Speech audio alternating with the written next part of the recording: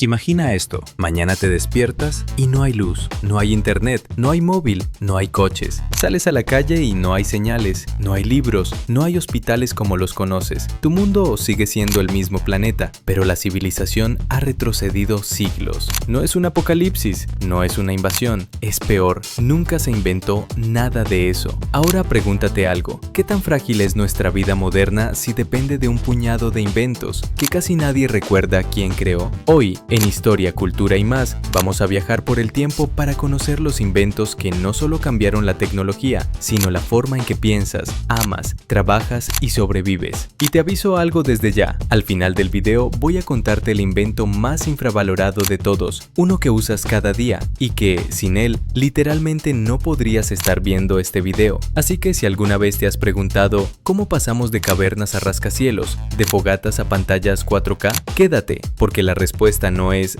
magia ni progreso sin más. Son decisiones, errores, accidentes y un montón de locos que se atrevieron a imaginar algo que nadie más veía. Si te gusta la historia contada sin azúcar y sin rodeos, quédate, porque lo que vas a escuchar hoy es una mezcla de misterio, tragedia y lecciones muy actuales. Esto es Historia, Cultura y más. Aquí las grandes revoluciones y cambios sociales, los avances de la ciencia y la tecnología, la política, la economía y las historias ocultas cobran vida. Prepárate para un viaje al pasado que sigue marcando nuestro presente. ¡Y comencemos! Antes de arrancar te hago una propuesta rápida. Si al final del video sientes que aprendiste algo nuevo o que te quedaste pensando, suscríbete y activa la campanita. Aquí hablamos de historia, cultura y más, pero siempre de forma directa, nada de discursos aburridos. Ahora sí, imagina por un momento a un grupo de humanos hace cientos de miles de años. No hay ciudades, no hay casas, no hay ropa como la conoces, solo frío, oscuridad y depredadores que te superan en fuerza, velocidad y colmillos. En ese mundo, el ser humano era más presa que cazador. Una noche de tormenta, un rayo cae sobre un árbol, el tronco estalla, las ramas arden, el bosque se tiñe de ese color naranja vivo que hoy nos parece tan familiar, pero que, para ellos, era terror puro. La mayoría de los animales huyen del fuego. Nuestro cerebro, sin embargo, hace algo distinto. Siente miedo, pero también curiosidad, y aquí empieza todo. Al principio, el fuego era un fenómeno misterioso, casi mágico. Se veía a lo lejos, volcanes, rayos, incendios, algo peligroso, sí, pero también irresistiblemente llamativo. Poco a poco, algunos grupos humanos se atrevieron a acercarse cuando el fuego ya estaba más débil. Tomaron brasas, intentaron mantenerlo vivo. No lo habían creado, pero lo habían domesticado. Y eso lo cambió todo, porque el fuego no es solo calor. El fuego fue, literalmente, el primer gran hack de la humanidad. Gracias al fuego, el ser humano empezó a cocinar los alimentos. La carne y las plantas se volvían más blandas, más fáciles de masticar y digerir. Eso significa más energía con menos esfuerzo. Y más energía significa cerebros más grandes, más tiempo para pensar, crear, imaginar, ahuyentar depredadores. Ningún animal quiere acercarse mucho a una hoguera. De repente un grupo pequeño de humanos pudo dormir con algo más de tranquilidad, sobrevivir al frío. Ya no dependemos solo del clima. El fuego permitió que la humanidad se expandiera a regiones donde, sin calor artificial, simplemente no podríamos haber vivido. Extender el día. Cuando el sol caía, la actividad no tenía por qué terminar. La oscuridad ya no era un muro, era solo un escenario distinto, pero quizá lo más importante no fue nada de eso. Lo más poderoso del fuego ocurrió en lo social. Piensa en la escena, noche, estrellas, un grupo de personas alrededor de una fogata. ¿Qué se hace ahí? Cuando ya comiste, cuando ya no estás corriendo por tu vida, se habla, se cuentan historias, se comparten miedos, planes, mitos, se enseña a los más jóvenes que hay que temer, dónde se encuentra el agua, cómo se caza, qué errores no repetir. El fuego no solo calentó cuerpos, calentó conversaciones, fue la primera sala de estar de la humanidad, nuestro primer cine, nuestro primer podcast en vivo. Si lo piensas bien, muchas de las cosas que hoy hacemos frente a una pantalla antes se hacían frente al fuego. Escuchar relatos, aprender, entretenerse, reflexionar sobre la vida. Cambia la hoguera por un móvil y el patrón es el mismo. Ahora te lanzo una pregunta. ¿Cuántas ideas, cuántas leyendas, cuántas estrategias para sobrevivir nacieron frente a una fogata, de las que nunca tendremos registro? Controlar el fuego también nos dio poder sobre el entorno. Podíamos quemar zonas para preparar el terreno, modificar paisajes, cambiar ecosistemas. Fue la primera vez que el ser humano tuvo en sus manos una fuerza capaz de transformar la naturaleza a gran escala. Y, como siempre que ganamos poder, vino el otro lado de la moneda: incendios descontrolados, destrucción, peligro. Desde el principio, el fuego nos enseñó una lección que se repite a lo largo de toda la historia. Todo avance que te da poder también trae responsabilidad. Sin el fuego no hay metal fundido. Sin metal fundido no hay herramientas avanzadas, no hay armas más sofisticadas, no hay edificios como los que conocemos. Sin fuego no hay cerámica, no hay ladrillos, no hay vidrio. Y si lo llevamos al extremo, sin fuego no hay motores, no hay electricidad generada en muchas centrales, no hay revolución industrial. En resumen, no hay civilización tal como la conocemos. Lo curioso es que hoy damos el fuego por hecho. Lo vemos en la estufa, en una vela, en un encendedor, en fuegos artificiales, y nos parece algo simple, casi decorativo. Pero para nuestros antepasados, dominar el fuego fue como ver aparecer la primera tecnología sobrenatural de la historia. Lo separó del resto de los animales, marcó un antes y un después. Así que la próxima vez que veas una llama, piensa esto: ahí, en ese pequeño fuego, está el origen de todo, de tus comidas calientes, de tus noches iluminadas, de las historias contadas y, en el fondo, de casi cada invento que vino después. Porque antes de la rueda, antes de la escritura, antes de la máquina de vapor, antes de la electricidad y el internet, hubo un grupo de humanos temblando frente a un árbol ardiendo, que tomaron una decisión valiente: no huir, acercarse, entender, dominar. Y en ese instante, sin saberlo, encendieron no solo una hoguera, sino el camino hacia todo lo que hoy llamamos humanidad. Ya dominábamos el fuego, pero seguíamos cargando todo a pulso. Tocaba resolver el problema del peso. Así nació la rueda. Vamos a viajar unos 5.000 a 6.000 años atrás, a las antiguas civilizaciones de Mesopotamia. Nada de coches, nada de trenes, nada de autopistas, solo caminos de tierra, barro, sudor y cosas pesadas, muy pesadas. Imagina el escenario: tienes cosechas enteras que mover, bloques de piedra, mercancías, agua, materiales. La única forma de transportarlo: con la fuerza de tus brazos, de animales, o arrastrando sobre trineos y troncos. Lento, agotador, ineficiente. Cada viaje era una batalla contra la fricción, el peso y la distancia. Y entonces alguien, no sabemos su nombre, ni su cara, ni su historia, mira el problema desde otro ángulo. Quizá observó un tronco rodar cuesta abajo, quizá vio como algo redondo se movía con menos esfuerzo, o quizá simplemente se hartó de romperse la espalda. Da igual cómo fue. Lo importante es que en algún momento a alguien se le ocurrió una idea que parecía ridículamente simple. ¿Y si en vez de arrastrar algo, lo hacemos rodar? Así nace la rueda. Claro, decirlo es muy fácil. Hacerlo en ese contexto, no tanto. No era solo dibujar un círculo y listo. Había que diseñar una forma redonda que pudiera girar bien,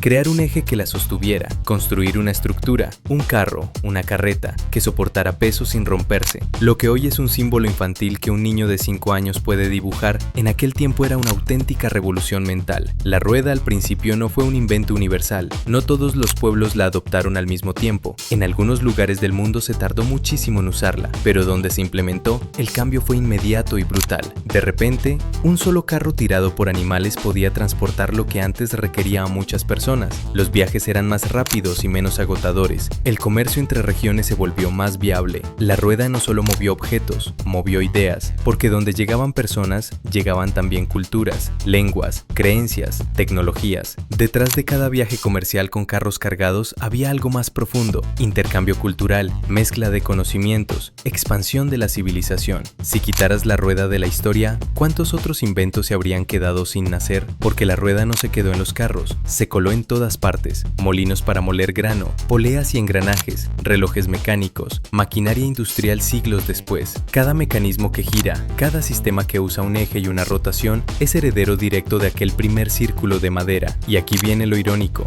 durante muchos años, la rueda fue un símbolo de progreso, y hoy, muchas veces, es un símbolo de rutina. La rueda de la vida, la rueda del trabajo, la rueda que no para. Es la diferencia entre quedarte donde estás o poder avanzar más lejos de lo que tus pies pueden dar. Otra cosa curiosa: no basta con inventar algo, hay que tener un contexto que lo aproveche. Una rueda sin caminos es como una computadora sin electricidad. Por eso, junto con la rueda, las sociedades tuvieron que mejorar caminos, abrir rutas, organizar organizar caravanas, regular intercambios. La rueda fue el hardware, las rutas, el comercio, la organización social fueron el software. Ahora, déjame dejarte una reflexión fuerte. Hoy damos la rueda por tan obvia que ni la vemos, pero nuestro mundo moderno, desde el coche hasta los mecanismos internos de muchas máquinas, está construido sobre la misma idea básica: reducir la fricción para multiplicar el alcance. Cuando un avión aterriza y ves cómo sale el tren de aterrizaje lleno de pequeñas ruedas aguantando toneladas, cuando un tren avanza sobre sus ruedas de acero, cuando una bicicleta recorre kilómetros, estás viendo la misma lógica funcionando una y otra vez. Y te hago otra pregunta, más personal. ¿En qué parte de tu vida sigues arrastrando cosas que podrías estar haciendo rodar? Porque la rueda, en su esencia, es esto: dejar de luchar contra el peso y usarlo a tu favor. Desde el punto de vista histórico, la rueda aceleró el comercio, la expansión de los imperios, el transporte militar, la construcción de ciudades. Y sí, también aceleró guerras, conquistas, invasiones. Ningún invento es bueno o malo por sí mismo. Somos nosotros quienes decidimos qué hacemos con él. La rueda hizo que todo se moviera más, pero la memoria no daba abasto. Para no perderlo todo, tuvimos que inventar la escritura. Imagina un mundo sin papel, sin pantallas, sin libros, sin notas, sin mensajes. Todo lo que sabes, todo lo que tu tribu sabe, todo lo que tu pueblo ha aprendido, solo existe dentro de las cabezas de las personas vivas. Cuando alguien muere, su experiencia muere con él. Cuando alguien olvida algo, ese conocimiento se pierde. Cuando quieres que otra persona, lejos de ti, se entere de algo, tienes que ir tú en persona o enviar a alguien a contarlo.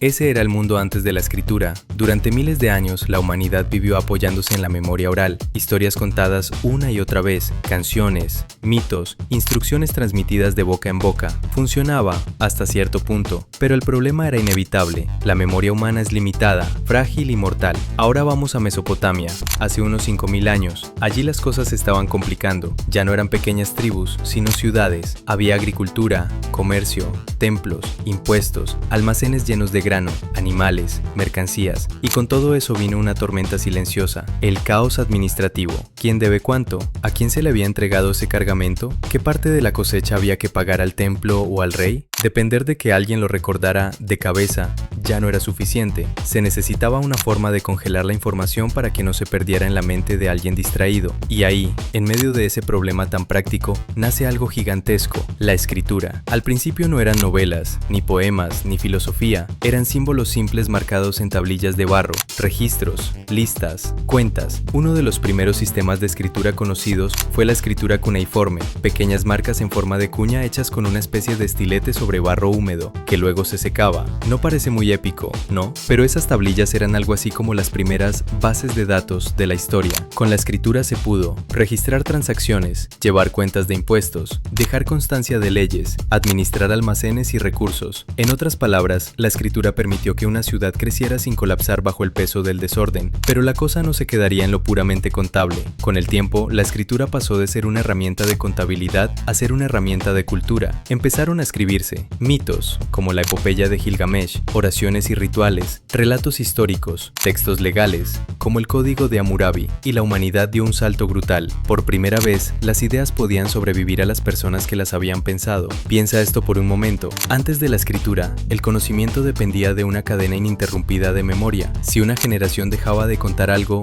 se acabó para siempre. Con la escritura, en cambio, podías leer a alguien que había muerto hace siglos. Podías aprender de un maestro al que nunca habías conocido. Podrás heredar no solo objetos, sino pensamientos. La escritura fue el primer truco para vencer al tiempo. Y no solo surgió en Mesopotamia, en otras partes del mundo, como en Egipto con los jeroglíficos, en China con sus caracteres, en Mesoamérica con sus propios sistemas, también aparecieron formas de escritura, distintas soluciones a un mismo problema: capturar la voz humana fuera del cuerpo humano. Te hago una pregunta directa. ¿Te imaginas si qué pasaría no tuviéramos acceso a ningún libro de historia, ninguna obra literaria, ningún texto científico del pasado? La escritura permitió algo todavía más poderoso: la acumulación de conocimiento. Antes, cada generación tenía que volver a descubrir cosas. Con la escritura, una apreciación podía tomar lo aprendido por la anterior y empujarlo un poco más lejos, y la siguiente, un poco más. Y así, poco a poco, lo que una vez fue una chispa de conocimiento se convirtió en un incendio de ideas. Podríamos decir que la escritura es el disco duro donde se fue guardando poco a poco todo lo que la humanidad aprendía. Mientras tanto, también tenía un lado social importante. No todos podían podían escribir. En muchas civilizaciones, los escribas eran una élite privilegiada, formados durante años. Saber escribir significaba tener poder, el poder de registrar, de interpretar, de influir. Con el tiempo, las formas de escritura se simplificaron, se extendieron, se adaptaron. El alfabeto, por ejemplo, fue otro salto enorme. En lugar de cientos de símbolos, se redujo a unos pocos que se combinaban. Eso facilitó que más gente pudiera aprender a leer y escribir. Cuando hoy escribes un mensaje, un correo, una nota, cuando subes un post, estás usando la misma idea que alguien tuvo hace miles de años. No quiero que esto se pierda, quiero que quede registrado, quiero que alguien más pueda verlo, aunque yo no esté. ¿Cuántas ideas geniales, cuántas historias increíbles, cuántas soluciones se han perdido solo porque nadie las escribió? Escribir nos permitió guardar ideas, pero copiarlas a mano era eterno. La solución, multiplicarlas con la imprenta. Imagina por un momento que quieres leer un libro hace 700 años. No puedes ir a una librería, no hay Amazon, no hay PDF pirata por ahí. Si quieres un libro, alguien tiene que copiarlo a mano, palabra por palabra, línea por línea, página por página. Durante siglos eso lo hacían, sobre todo monjes en monasterios, sentados horas interminables, copiando textos religiosos, filosóficos o legales, con una paciencia que hoy no tendríamos ni para leer el contrato de una app. Resultado, los libros eran raros, los libros eran carísimos, y los libros estaban, casi siempre, en manos de unos pocos privilegiados. La mayoría de la gente vivía y moría sin haber visto jamás un libro de cerca. En ese mundo, el conocimiento era un artículo de lujo, no porque no existiera, sino porque no circulaba. Y entonces, en el siglo XV, apareció un hombre en Europa, Johannes Gutenberg. Gutenberg no inventó la idea de imprimir, pero sí creó algo que lo cambió todo, un sistema de tipos móviles metálicos que se podían reutilizar. Te lo explico simple. Hasta ese momento, para imprimir algo, tenías que tallar todo el texto en una plancha fija. Si querías otro texto, otra vez a tallar desde cero. Gutenberg tuvo una idea mucho más flexible, crear pequeñas piezas de metal, cada una con una letra, número o signo, que se pudieran ordenar y reordenar como si fueran piezas de Lego tipográfico. De pronto, cualquier texto podía componerse combinando esas piezas. Eso permitió algo brutal. Por primera vez en la historia, un mismo libro podía hacerse muchas veces sin depender de copistas humanos. Copiar un libro pasó de tardar meses o años, algo que podía hacerse en serie. La Biblia de Gutenberg es uno de los ejemplos más famosos. Un texto que antes era escaso y monopolizado por instituciones religiosas empieza a estar cada vez más disponible. Claro, no es que de repente toda Europa estaba leyendo como loca. Los libros seguían sin ser baratos para la mayoría, pero el cambio estructural ya estaba en marcha. La imprenta hizo algo que yo llamaría el modo multiplicador del conocimiento. Antes de la imprenta, una idea podía quedar encerrada en un monasterio, una corte o un círculo pequeño. Si querías que el mundo se enterara, tenías que recorrer ese mundo físicamente. Después de la imprenta, un texto podía copiarse en decenas, cientos, miles de ejemplares, y lo que antes era un murmullo local, ahora podía convertirse en una ola. ¿Te suena? Es el mismo principio de lo que hoy llamamos un contenido viral, solo que, en lugar de clics y shares, eran hojas y ejemplares impresos. Y aquí viene lo interesante, la imprenta no solo cambió la tecnología, cambió el poder. Antes, controlar la información era relativamente fácil. Controlas los pocos lugares donde se copiaba y guardaba. Con la imprenta, el monopolio comenzó a resquebrajarse. Las ideas de reforma religiosa empezaron a circular más rápido. Los textos científicos pudieron difundirse entre distintas ciudades. Surgieron panfletos, folletos, libelos, pequeñas obras baratas que podían atacar, criticar o cuestionar. La imprenta fue gasolina pura para la reforma protestante, el desarrollo de la ciencia moderna, la expansión de la alfabetización y más adelante, movimientos políticos, revoluciones, cambios de régimen. Te lo pongo directo, sin imprenta, el ritmo de cambio de la historia habría sido muchísimo más lento. Ahora, una cosa clave, la imprenta no solo hizo abundante el conocimiento, también hizo abundante la opinión, la propaganda, la manipulación, porque cuando puedes imprimir 1000 copias de un tratado filosófico, también puedes imprimir 1000 copias de un panfleto lleno de mentiras. ¿Te suena algo parecido a lo que pasa hoy con Internet y las redes sociales? Exacto, no hemos cambiado tanto. Otra consecuencia brutal fue la creación de algo que hoy damos por hecho, los libros de texto y la educación más estandarizada. Si puedes imprimir el mismo libro en muchos lugares, puedes enseñar lo mismo a muchas personas. Se construyen sistemas educativos, universidades, escuelas, con materiales compartidos. La imprenta hizo posible que el conocimiento dejara de depender de un maestro presente y se volviera algo que podía transmitirse también a través de páginas. Y ojo a esto, también permitió que las personas se formaran una opinión propia, porque ya no dependían solo de lo que se les decía en la plaza o en misa, podían leer por sí mismos. La relación de las personas con la autoridad cambió. Si puedes leer directamente un texto religioso, una ley, un manifiesto, no necesitas que alguien te lo interprete siempre. Eso incomodó a muchos poderosos, y como pasa con todo invento que da poder al pueblo, llegó la respuesta: control, censura, índices de libros prohibidos, persecuciones, una especie de algoritmo de moderación medieval, pero a base de fuego real, no digital. Aún así, la máquina ya estaba encendida. Si hoy pensamos en la revolución científica, en figuras como Copérnico, Galileo, Newton, no es solo que fueran genios, es que vivieron en un mundo donde sus ideas podían imprimirse y viajar. Un descubrimiento en un lugar podía llegar a otro y ser corregido, ampliado, discutido. La ciencia pudo convertirse en una conversación de siglos, no en chispazos aislados. Te lanzo una pregunta: ¿cuántas ideas, teorías y descubrimientos se habrían quedado encerrados para siempre si no hubiera existido la imprenta para hacerlos viajar? Y ahora, hagamos una comparación directa con tu vida actual. Cuando hoy ves un libro, un periódico, un cómic, un manga, un manual, incluso un PDF, estás viendo descendientes directos del invento de Gutenberg. Cuando imprimes algo en tu casa, aunque sea una hoja con tarea o un compriculum, estás usando una tecnología que existe porque a alguien, hace siglos, se le ocurrió multiplicar letras en lugar de copiarlas a mano. Hay un punto muy bonito en todo esto: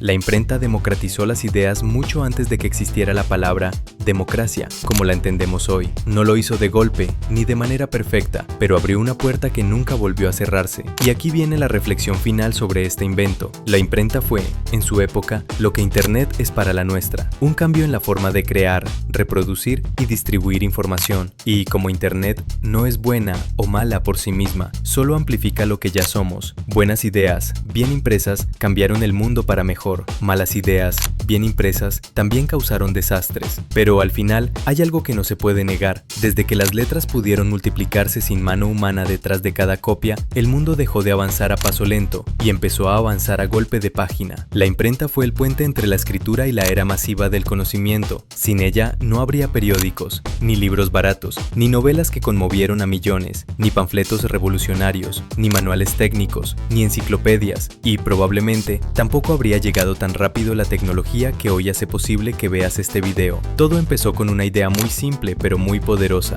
Si una historia, una idea o un conocimiento merecen ser contados, merecen poder ser contados muchas veces. Y gracias a esa idea, la humanidad empezó a leer no solo su presente, sino su pasado, su futuro posible y sus propios límites. Ahora sigamos con el siguiente invento. Durante miles de años el trabajo pesado se hacía siempre igual, con músculos humanos, animales de carga y, cuando había suerte, con ayuda del viento o del agua. Si querías mover algo grande necesitabas mucha gente, muchos caballos o muchos bueyes. Si querías producir algo en cantidad, necesitabas más manos. La productividad crecía a paso de tortuga. Y entonces, en los siglos XVII y XVIII, aparece una pregunta que lo cambia todo. ¿Y si pudiéramos usar la fuerza de la naturaleza dentro de una máquina? Antes de la máquina de vapor tal como la conocemos, ya existían algunas ideas, inventos y experimentos, pero el gran salto vino cuando alguien empezó a mirar al vapor de otra manera. Todos hemos visto una olla hirviendo, el agua se calienta, empieza a evaporarse, la tapa tiembla. Durante siglos,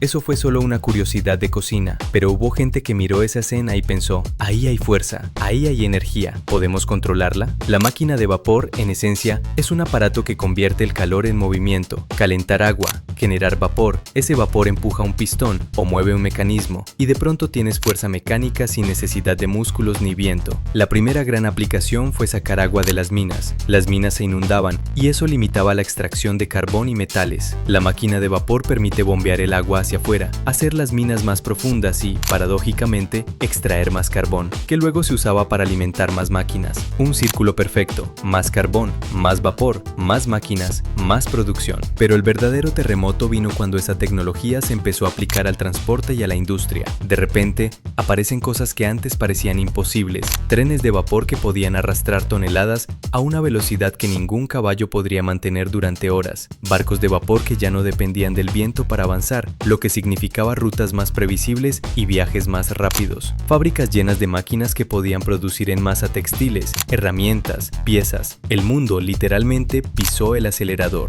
Imagina lo que debió sentir una persona de la época al ver un tren de vapor por primera vez. Una máquina enorme, escupiendo humo, avanzando sobre rieles de hierro, moviendo gente y mercancías como si fuera un un monstruo domado. Para muchos, debió ser algo casi sobrenatural. La revolución industrial no fue solo un cambio tecnológico, fue un cambio en la forma de vivir, de trabajar, de organizar la sociedad. Se creó algo que hoy damos por hecho, la producción en masa. Zapatos, ropa, herramientas, dejaron de ser productos artesanales de pocos para convertirse en bienes accesibles para muchos, con el tiempo. Claro, con matices. Los que se enriquecieron primero fueron los dueños de las fábricas, no los obreros. Y aquí viene el lado oscuro, que también es parte de la historia. Jornadas de 12, 14, 16 horas, niños trabajando en fábricas, condiciones peligrosas, insalubres, contaminación brutal de ciudades y ríos. Todo avance grande tiene un precio, y la máquina de vapor presentó la factura rápido. La humanidad descubrió algo incómodo: se puede progresar en tecnología y retroceder en calidad de vida,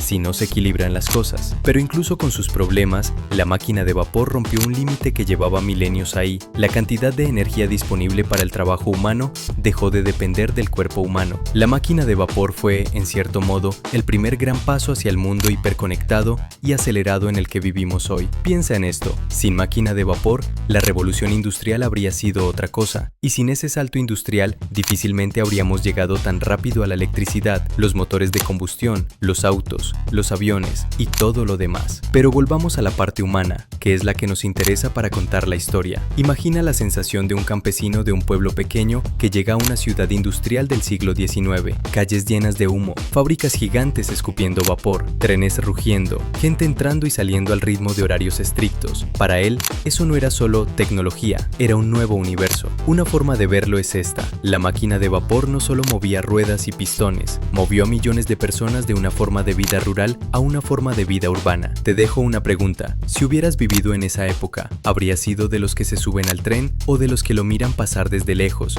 con desconfianza? Porque aquí está el punto: la máquina de vapor fue un recordatorio brutal de que la tecnología no espera a que todos estén cómodos. Avanza, incomoda, rompe, obliga a adaptarse. La máquina de vapor fue el primer gran grito mecánico de la humanidad diciendo: no vamos a depender solo de nuestros músculos, vamos a construir algo más grande que nosotros mismos. Con la máquina de vapor aceleramos el mundo, pero seguíamos a merced del día y la noche. La electricidad vino a cambiar eso. Ahora imagina por un segundo que no existe la electricidad. No hay luz eléctrica, no hay nevera, no hay móviles, ni ordenadores, ni internet, ni televisión. No hay semáforos, ni metros, ni ascensores funcionando. Al caer el sol, el mundo entero se apaga. Como mucho tienes velas, lámparas de aceite o antorchas. La noche vuelve a ser lo que siempre fue, un límite. Durante casi toda la historia humana, eso fue lo normal. Las personas trabajaban con la luz del día y se organizaban alrededor del sol. El horario nocturno era para unos pocos: tabernas, guardias, algunos rituales y poco más. Y entonces, lentamente, empieza a aparecer algo raro, casi mágico: la electricidad. Primero como curiosidad científica, más adelante como truco de espectáculo y finalmente como la fuerza invisible que sostiene literalmente todo nuestro mundo moderno. Porque a diferencia de la rueda o la máquina de vapor, la electricidad es rara, no se ve, no se toca, pero está en todas partes. Durante siglos, los experimentos con electricidad parecían casi juegos: gente frotando ámbar y viendo cómo se pegaban cosas ligeras, descargas que hacían saltar chispas, pelitos que se levantaban cuando alguien tocaba una esfera cargada. Eran demostraciones que impresionaban en fiestas y cortes, pero todavía nadie tenía claro cómo convertir eso en algo realmente útil. Poco a poco, distintos científicos fueron entendiendo que esa fuerza extraña podía viajar por cables, generar campos magnéticos, transformarse en luz, calor, movimiento. La clave no fue un solo genio, sino muchos. Gente que descubrió cómo producir corriente eléctrica de manera constante, gente que entendió la relación entre electricidad y magnetismo, gente que diseñó sistemas para llevar esa energía desde un punto de generación hasta casas, fábricas, calles. Lo importante es esto: por primera vez en la historia, la humanidad tuvo una forma de llevar energía a distancia de manera eficiente. No dependían de tener el fuego justo delante. Podías generar energía en un lugar y usarla en otro, a kilómetros de distancia, a través de cables. Y entonces llegó la imagen icónica que todos tenemos en mente: la bombilla. La famosa bombilla que asociamos a Edison no fue solo una lámpara bonita, fue un símbolo. Hasta ese momento, la noche se iluminaba con fuego, velas, gas, aceite. De repente, una Una lámpara que funcionaba con electricidad, que daba luz constante, sin humo, sin llamas, empezó a cambiar el paisaje de las ciudades. Calles iluminadas por farolas eléctricas, tiendas que podían abrir hasta tarde, fábricas que ya no dependían tanto del sol para trabajar. La electricidad no solo encendió luces, organizó la vida. Pero la historia no se queda en iluminar calles y casas. Con la electricidad llegó el telégrafo. Primero, imagina lo que fue eso, enviar mensajes a larga distancia casi instantáneamente, cuando antes una carta tardaba días o semanas. Era como pasar de caballo a mensaje casi en tiempo real. Luego el teléfono. Ya no solo enviabas códigos, enviabas voz. Más tarde, la radio. Por primera vez, una sola persona podía hablar y miles escucharla al mismo tiempo, a kilómetros de distancia. ¿Suena familiar? Es el abuelo de los directos en internet. La televisión, después. Imagen y sonido a la vez. Noticieros, entretenimiento, propaganda, cultura. Todo eso fue posible porque alguien se tomó en serio esa fuerza rara llamada electricidad y decidió que no quería que fuera solo un truco de laboratorio, sino la nueva sangre de la civilización. Y ojo, hay algo muy interesante aquí. La electricidad no es un invento puntual, es una infraestructura, un sistema. No es solo la bombilla o el cable, son centrales que la generan, cables que la transportan, transformadores que la ajustan, sistemas que la distribuyen. Es como un sistema circulatorio gigantesco que recorre países enteros, tanto así que, hoy en día, cuando se va la luz en tu casa por unos minutos, sientes una mezcla rara de incomodidad y vulnerabilidad. La nevera se para, el wifi muere, no puedes cargar el móvil, la casa se queda en silencio. Es un pequeño recordatorio de algo incómodo. Dependemos completamente de una fuerza invisible que casi nadie entiende en profundidad,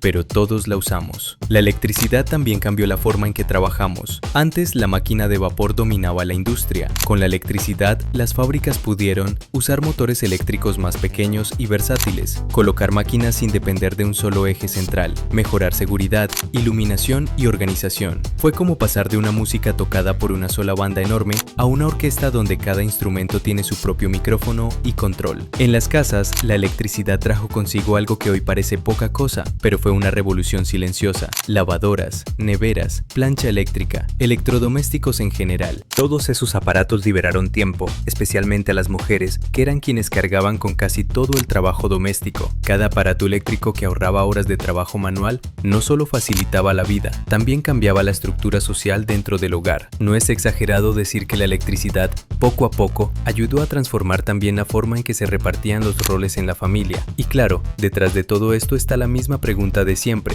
¿a qué precio? Para generar electricidad, muchas veces quemamos carbón, petróleo, gas. Eso significa contaminación, cambio climático, impacto ambiental. La electricidad nos dio poder, pero también nos hizo capaces de consumir recursos a una velocidad brutal. Encendimos la noche y con ella encendimos también nuevas formas de daño al planeta. Otra vez la lección histórica: cuanto más control tenemos sobre la energía, más grande es la responsabilidad sobre cómo la usamos. Ahora, déjame plantearte algo personal. Cada vez que enciendes una luz, cada vez que conectas algo a un enchufe, estás aprovechando una cadena de descubrimientos y decisiones que empezó hace siglos. Gente que experimentó con chispas cuando nadie les tomaba en serio, se electrocutó sin querer más de una vez, construyó bobinas, generadores, lámparas, peleó por modelos distintos de distribución, voltajes, sistemas, todo para que hoy tú puedas, con un simple clic, encender una habitación, cargar un móvil, ver un video, editar un guión. Lo impresionante es esto: la electricidad es tan parte de nuestra vida que solo pensamos en ella cuando falta. Eso, históricamente, es el mayor cumplido que puede recibir un invento: haber pasado de maravilla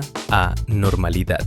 Podíamos encender ciudades enteras, pero un microbio podría acabar con la luz de la humanidad entera. Entonces entran a escena las vacunas y los antibióticos. Durante casi toda la historia humana, el enemigo más peligroso no eran las guerras, ni los imperios, ni las armas. Era algo mucho más pequeño, tan pequeño que nadie lo veía: infecciones, virus, bacterias. Llamémoslo simple: enfermedades. Una cortada mal curada, un parto complicado, un resfriado que se complicaba, una epidemia que entraba a tu ciudad y barría con todos. Así era la vida antes de las vacunas y los antibióticos. La esperanza de vida era muchísimo más baja, la mortalidad infantil era brutal. Una epidemia podía matar a millones sin que nadie entendiera bien qué estaba pasando. La gente hablaba de malos aires, castigos divinos, maldiciones. No había microscopios, no había laboratorio, no había idea clara de que existían seres microscópicos capaces de matar. La idea de la vacuna: entrenar al cuerpo antes de la batalla. Una de las enfermedades más temidas de la historia fue la viruela. Desfiguró desfiguraba, dejaba cicatrices de por vida y mataba a millones. Era una lotería macabra. Si te tocaba, podía ser el fin. En algunos lugares del mundo ya existían prácticas primitivas de inoculación. Exponían a las personas a versiones suaves de la enfermedad para intentar que se inmunizan. Riesgoso, pero mejor que nada. A finales del siglo XVIII, aparece alguien que ya seguramente conoces de nombre, Edward Jenner. Él observó algo curioso en Inglaterra. Las mujeres que ordeñaban vacas a veces contraen una enfermedad leve llamada viruela vacuna, cowpox, pero casi nunca se contagian de la viruela humana, mucho más mortal. Jenner se hizo una pregunta incómoda: ¿y si esta enfermedad leve protege contra la grave? Y decidió comprobarlo de una forma que hoy sería polémica, pero que cambió la historia. Inoculó a un niño con material de viruela vacuna y luego lo expuso a la viruela humana. El niño no desarrolló la enfermedad. Acababa de demostrar algo increíble: podíamos entrenar al cuerpo antes de la batalla real. Eso es, en esencia, una vacuna. Le muestras al sistema inmune una versión debilitada,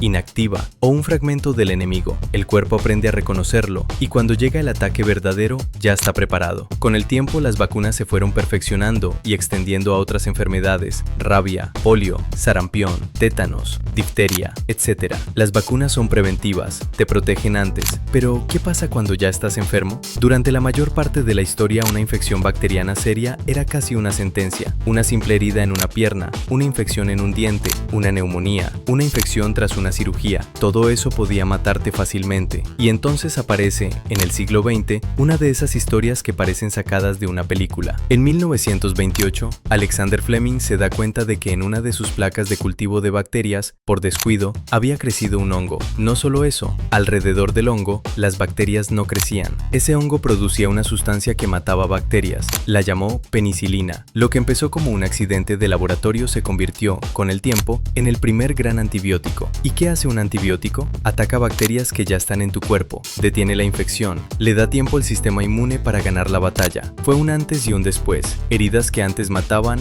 ahora se curaban. Infecciones que antes eran mortales se volvieron tratables. Cirugías que antes eran demasiado arriesgadas, ahora eran posibles. La esperanza de vida subió, no solo porque la gente vivía más, sino porque morían menos por causas absurdamente evitables. Piensa en algo: es muy probable que tú, o alguien cercano a ti, esté vivo hoy gracias a un antibiótico. Una neumonía, una infección urinaria, una apendicitis, una operación cualquiera. Todo eso se transformó con la llegada de estos medicamentos. Por supuesto, no todo es perfecto. Con las vacunas aparecieron desconfianzas, rumores, teorías. Algunos las veían y las siguen viendo con paranoia, sin entender todo lo que habían prevenido. Con los antibióticos pasó lo contrario. Nos confiamos demasiado. Se empezaron a usar en exceso, incluso cuando no hacían falta. Por ejemplo, en infecciones virales donde no sirven de nada. Resultado: las bacterias, que no son tontas, empezaron a adaptarse. Ese fenómeno se llama resistencia a los antibióticos. Bacterias que antes eran fáciles de matar, ahora se vuelven resistentes. Es como si hubieran aprendido a esquivar nuestras armas. Y ahí está una de las grandes ironías. El invento que nos dio ventaja sobre las infecciones se puede volver menos efectivo si lo usamos sin cabeza. Otra vez, la misma lección de siempre. No hay invento tan poderoso que no pueda volverse un problema si lo usamos mal. El progreso no es solo inventar cosas, es aprender a usarlas con inteligencia. Empezamos a vivir más y mejor, pero la información se volvió inmensa. La respuesta fue crear computadoras y conectarlas con internet. Mira a tu alrededor: teléfono, computadora, Smart TV, tablet, consola, pantallas por todos lados. Ahora parece normal,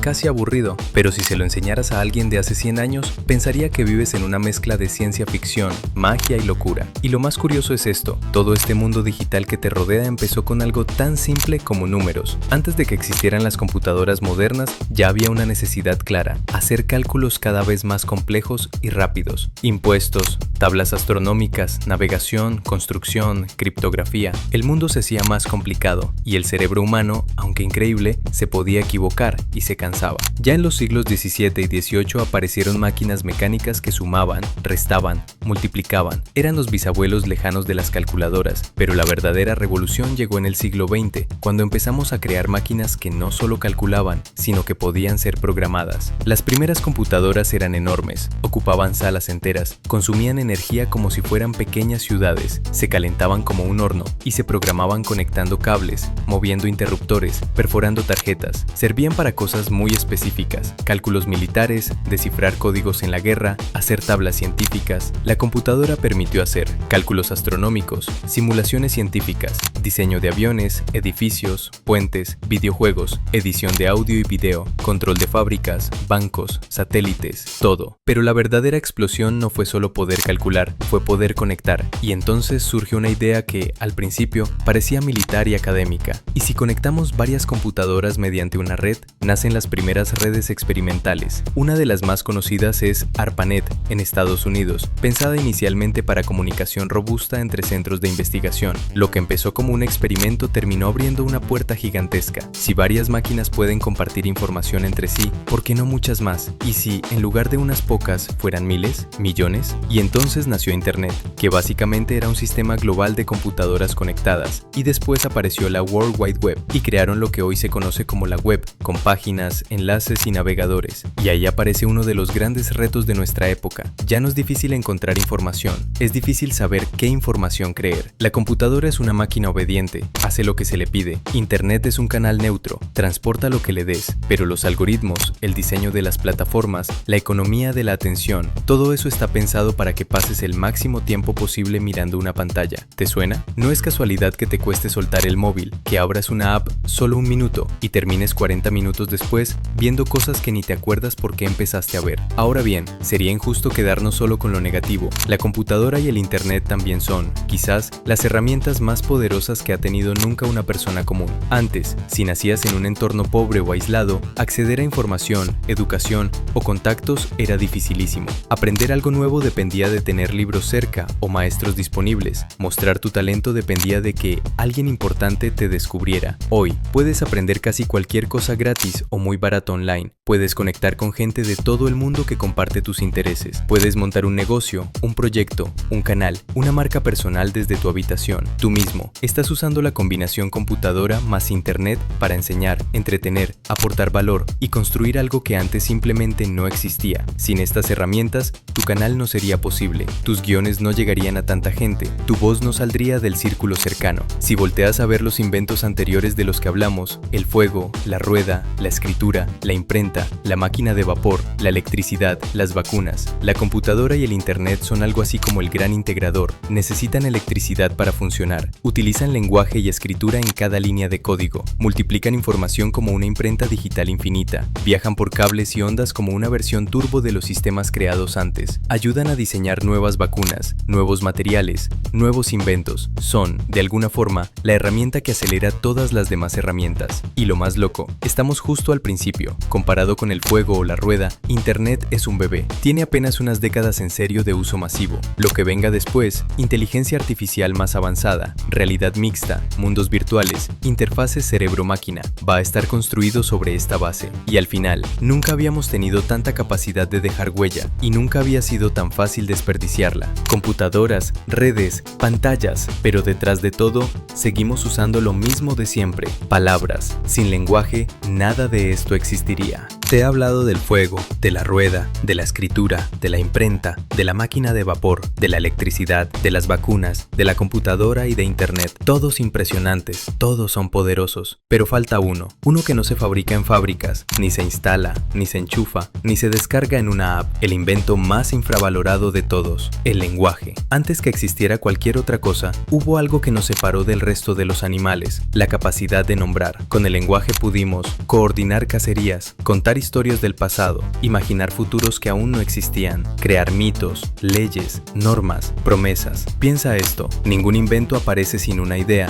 y ninguna idea se comparte sin lenguaje. El lenguaje es el software de la humanidad, todo lo demás es hardware construido encima. Además, el lenguaje no solo sirve para describir la realidad, sirve para crear realidad. Cuando alguien dice, te declaro culpable, te declaro esposo y esposa, este es tu territorio, esta es tu misión, no son solo sonidos, son palabras que cambian el mundo de verdad. Y tú usas ese invento todo el tiempo, para pensar, para discutir, para convencer, para insultar, para amar, para crear. El lenguaje te permite contarte una historia sobre quién eres, contarle al mundo una historia sobre quién quieres ser, definir qué es posible y qué no. ¿Qué historia te estás contando a ti mismo cada día? ¿Es una historia que te impulsa o que te encadena? Porque si el lenguaje es el invento más poderoso que tenemos, también es el más peligroso cuando lo usamos en nuestra contra. No puedo, no sirvo, esto no es para mí, nadie como yo logra algo grande. Esas frases, repetidas, son como antivacunas mentales, te dejan indefenso ante tus propios miedos. En cambio, cuando cambias el lenguaje, cambias la narrativa.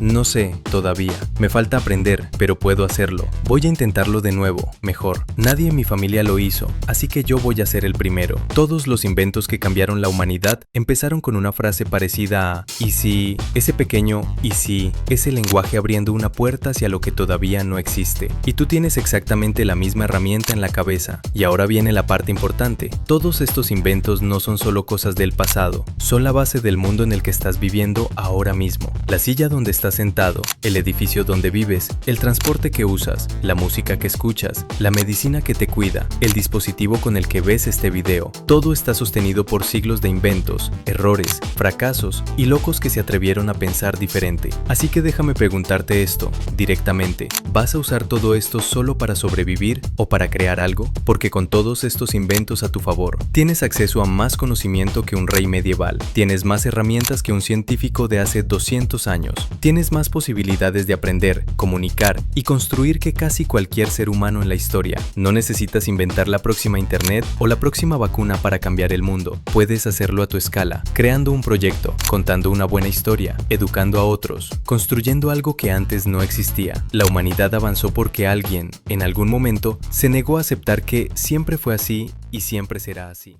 Si este viaje por la historia te sorprendió, imagina lo que descubrirás en los próximos episodios sobre revoluciones sociales, guerras y descubrimientos que definieron nuestro mundo. Suscríbete y activa la campanita para no perderte lo que viene. Deja en comentarios lo que más te haya impresionado de este pasaje de la historia y cómo crees que ha impactado al mundo moderno. Nos vemos en el próximo capítulo de Historia, Cultura y más, donde seguiremos descubriendo los secretos que moldearon nuestra realidad.